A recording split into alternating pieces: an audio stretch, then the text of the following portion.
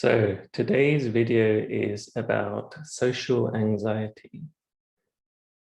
And just hearing those two words actually brings up a lot for me, because all of my life, as far as I can remember, even at those ages of 3 and 4, which I only remember now because I went back and meditated and went back into memories. Even at those ages, I was feeling like an outsider. And then in school, I felt like I had something to prove all the time, because that belief was in place of, I'm not welcome. I'm different. And that stuck with me forever. Even throughout university, I remember the thing is with social anxiety, is not that you are shy. You are a very exciting person and you like to talk about stuff. It's nothing to do with like being quiet. It's different because people with social anxiety do really want to connect. What I found is, for me anyway, I really wanted to connect. I just wanted to be accepted. I wanted to feel like an equal, that's all. But I never felt like that. I felt like anytime I was in a group, sometimes even with one person, I would feel tense if there was a situation occurring where I have a risk of looking like I'm not good enough. So for example, like things like if I was asked in front of a group by someone, just casually, just, friends or whatever, if someone asked me about, yeah, how's this going for you? It felt like judgment to me. It felt like I'm being judged. I'm at a court and I'm under trial. Anytime anyone asked me a question about myself, that felt like it was something I had to measure, or something where I had to prove something. And the thing is, like, people feel like, in general, most people feel this way to an extent. So if I was to ask you, yeah, how's that business going that you're starting? How's that job going? We want to give a good reply, right? We want to explain how it's really going. And then sometimes people will do this thing where they want to make themselves look good. And that's normal, that's fine. Sometimes people would just say the truth. And that's probably even more relaxing for them. They're even more secure in themselves. But the thing is, with social anxiety, for me anyway, there was just no security in myself. I couldn't risk looking bad. And the reason why I say I couldn't risk looking bad is because I felt these intense physical sensations, sweating, redness. Like I couldn't really speak. I would do things to try and take the attention away from myself. For years, people might not even notice this. A lot of people did. And they just maybe just looked at me funny, and I don't know, like I noticed people reacting to it, thinking I was like, what's up with this guy? And then of course, people who are close to me got used to it, I guess. And they just thought, this is what this guy is like. They probably did not know how much I was suffering on the inside, because I didn't tell anyone. I didn't talk to anyone about this because it was a shame thing. How could I tell someone about my fear of being shamed? Because that was shame in itself to tell anyone. Because the thing is, I was covering something up. That's what it felt like. I was covering something up the whole time. So I had to try and prove myself. That's what life felt like, a proving thing. And I know how this belief was created. This was created from some memories from my past. And then there's also a few other things which could come in, like genetics. But I'm not even going to talk about that, because that's focusing on what the challenge was or what the problem was. And that's where people sometimes get stuck. This is who I am. This is how it is. I blame this. I blame that. Yes, things happen to create these situations. This is how all of this is made. I'm not denying that. We collect experiences in our life through childhood. Those experiences that we have through childhood create something. Like people you are around when you are a child, you see them as superheroes, like parents, for example. You see them as they're your caregivers, right? So it's so important how, like what happens during those experiences in your childhood. And stuff can just happen by chance, by accident, that can affect someone, especially if there's other factors at play, like, I don't know, certain, just learned behaviors or things that are passed on from family to family, or things that from other people, other kids that you might meet in school. You learn things from other people as well, right? So that's how these things start. And this is with everything. This is not just social anxiety. This is for anxiety. This is for confidence. This is for certain emotional things. All of that, that's how it gets created. So for me, there was just this thing of like, I can't put myself at risk because it felt so bad. And the thing is, this is what happened. It created a fear. It created a fear of feeling in those situations. Because imagine you see a tiger every day and you're walking past it and you're thinking, this tiger's going to attack me. This tiger's going to attack me. It's not doing anything. It's just there. But it's in the mind. It's the fear, thinking that it's going to attack you. So that's what happened. It became a fear of a fear. And that's even harder because that means constant vigilance. Like if you have a security system in your house, it's like the security system is on all the time. It's like this security camera is 24/7. It doesn't switch off. And that security camera is your mind and your body. Your energy is going into that. Like some electricity is powering that thing. Someone's paying for that. It's the same for us. We're paying for it. We're paying for that system to be on. So that's what, like, this is for all challenges. This is not just for the anxiety I was talking about. It's how it works. It's how our body works. So what do you do about this? You're thinking. You're probably like, I can definitely relate. Yeah. Now what? Here's the thing. Those are all cemented memories, rooted. So what has to happen is you have to do something outside of that cycle. It's like if you went on the same road every day, walked up and down, you would probably be very good at walking down that road. But then you wouldn't feel comfortable walking on another road because you only know this road now, right? So you have to go into other roads because our brains, they form connections, neurological connections, which we know this is how I am, this is how I live. Simple. And as we become adults, this stays fixed and we find it hard to go out of that. So forming new connections is what we have to do.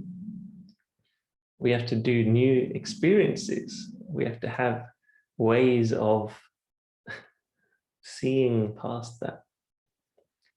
And what this does, when we take action, when we put ourselves into, yes, uncomfortable positions, we will see a change because now our brain knows a different path. It knows another road. Now you can go on two roads. Maybe you're not so comfortable on the new road. That's fine. And you're still walking up and down the same road. But you also know that this other road exists, firstly. And then secondly, you're okay to walk down it a little bit, maybe.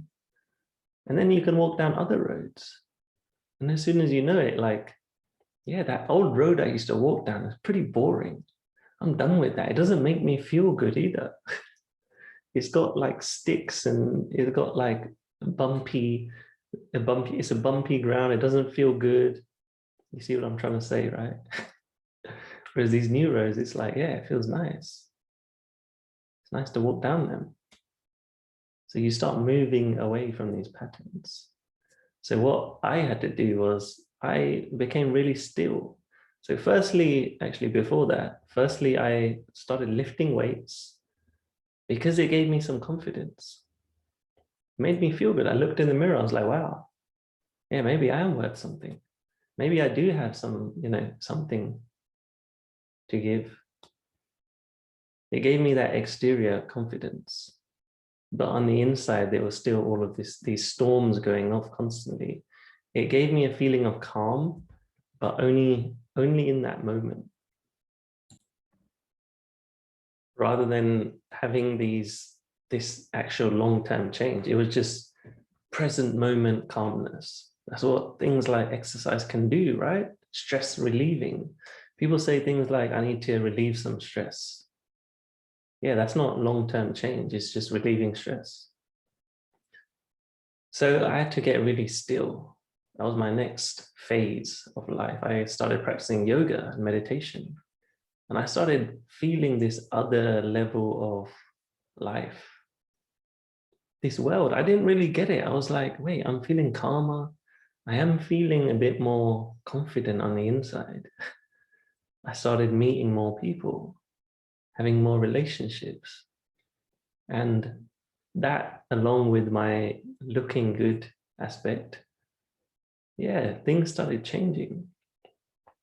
So I started reading more books and learning more to know, okay, maybe I can change. Maybe there is something more to life. So the social anxiety started going down because now I wasn't scared of the actual situations. Because before I was constantly on edge.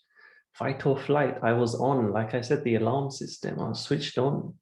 That's why I had so much energy to lift weights because I was fired up constantly. So with fire, you need some water to ease it. And that's what meditation and yoga was.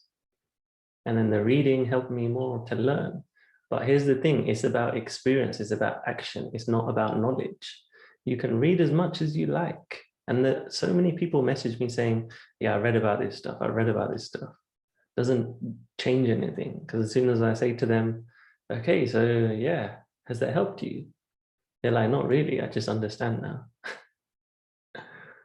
Similar to like going to some forms of therapy, you just understand. Great, feels good, doesn't it? It feels nice. But yeah, I understand what makes up a car, but does that mean I can drive this car? No.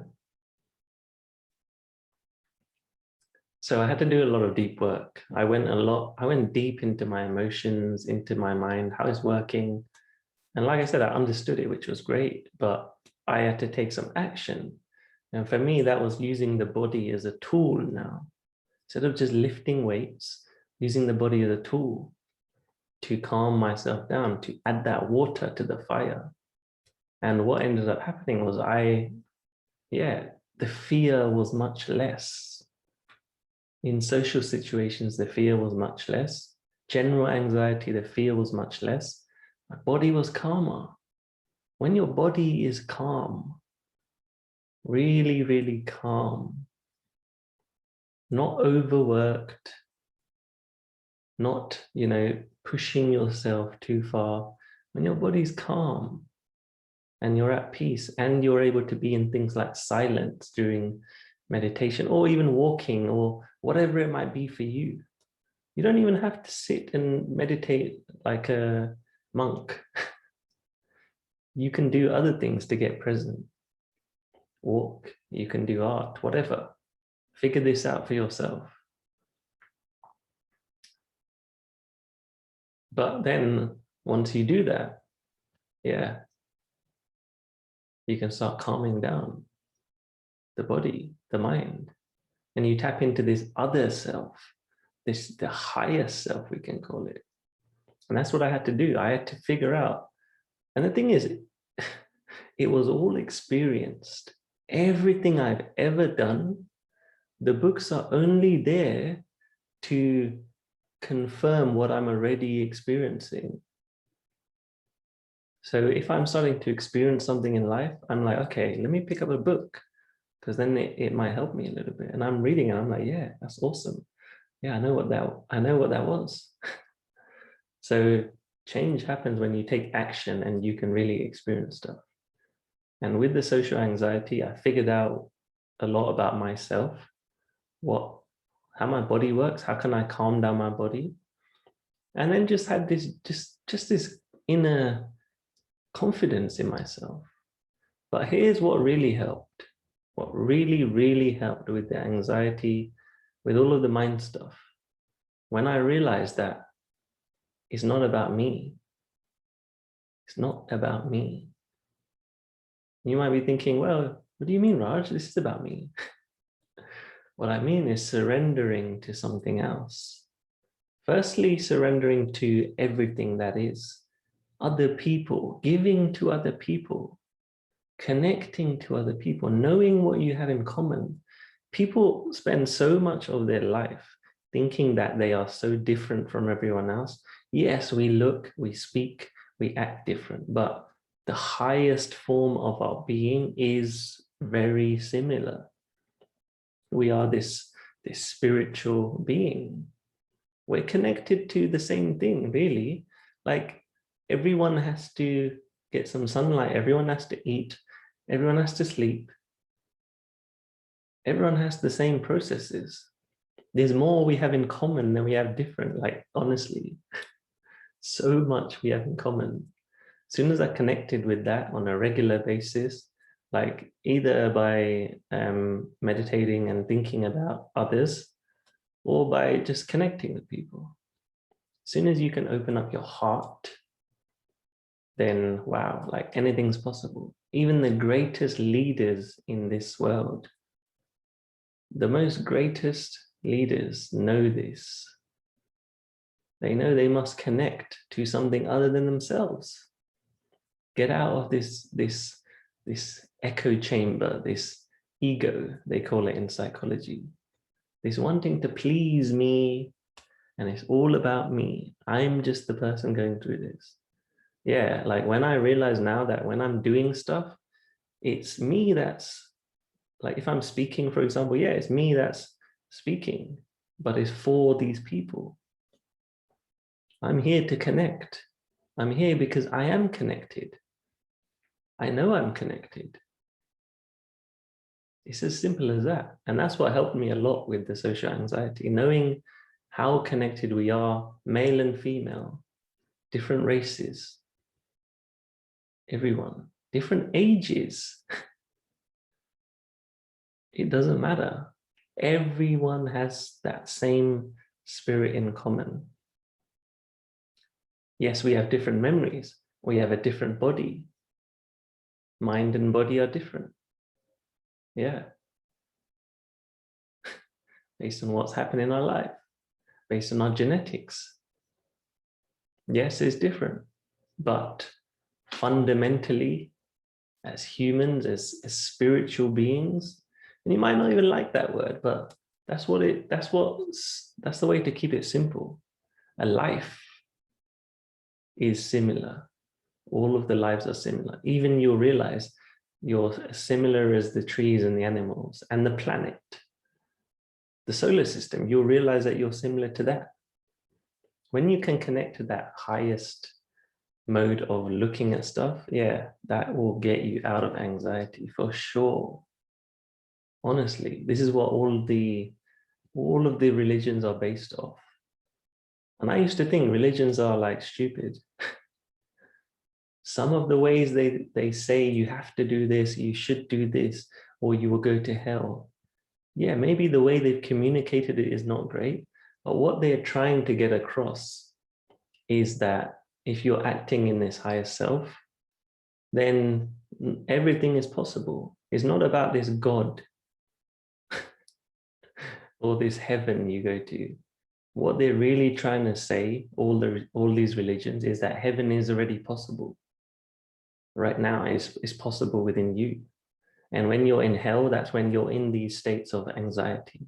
That's what they mean, heaven and hell. Simple, right? When I got that, I was like, wow, mind is blown. And that was a feeling. I felt that. I didn't just read it and say, oh, cool, yeah, that makes sense. No, I can feel that. It's true. When you can really connect with all things that are true and know that it's true, wow, like anything's possible. You're out of the mind. So that's what's helped me most with social anxiety. That's what's helped me most with anxiety in general, connecting to this self. Even if there's the mind buzzing along with these thoughts and fears, I'm not saying that's gone away. I still have these thoughts.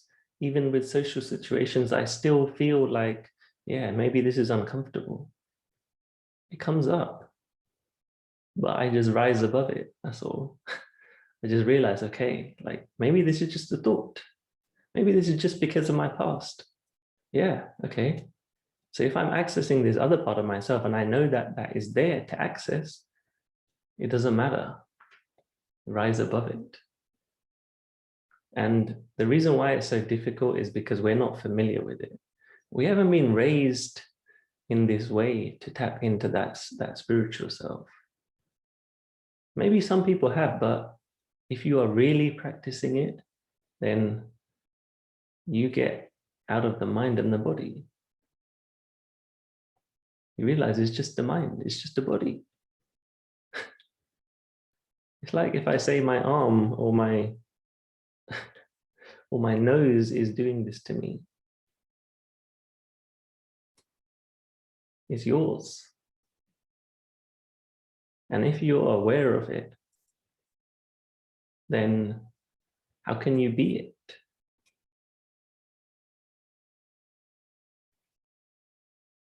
Think about that one.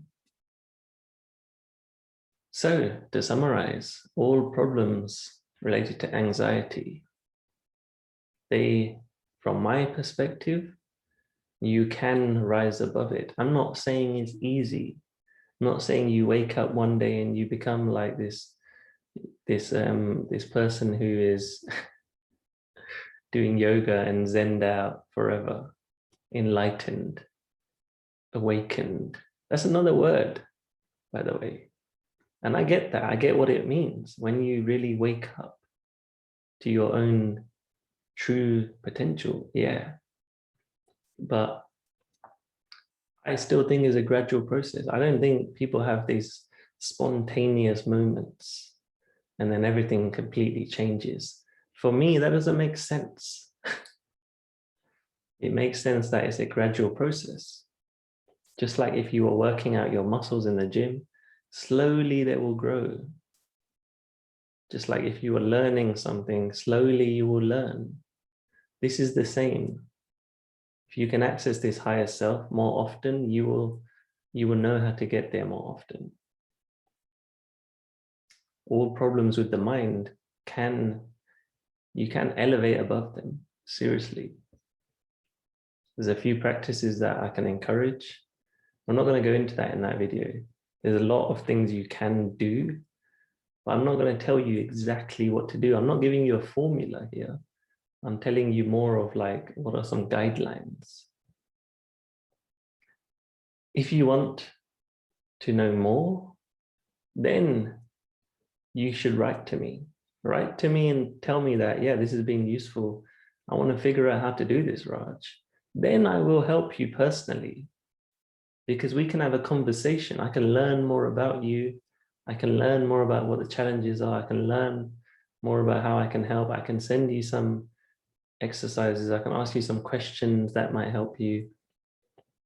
If you're interested, send me a message. But otherwise, I'm not going to give a 5-step process because it doesn't work that way. It just doesn't work that way for anyone. It depends on the person. So let me know, what was your takeaway from watching this? What was the one thing where you were just like, wow, something's clicked here? let me know, message me, or yeah, whatever. And if you want some more support, then yeah, just get in touch.